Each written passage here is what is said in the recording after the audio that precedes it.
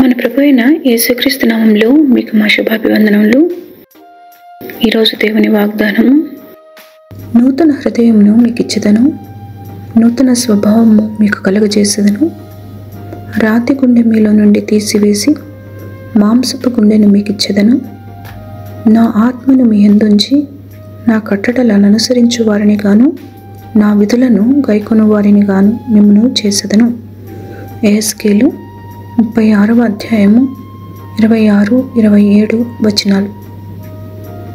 I will give you a new heart and put a new spirit in you. I will remove from you your heart of stone and give you a heart of flesh, and I'll put my spirit in you and move you to follow my decrees and be careful to keep my laws. Ezekiel chapter 36 verses 26 and 27. ప్రార్థన.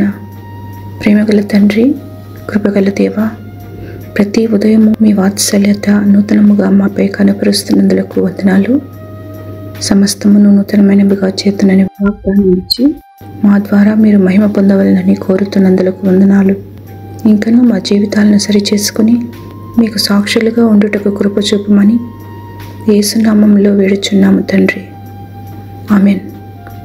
Have a blessed day. God bless you.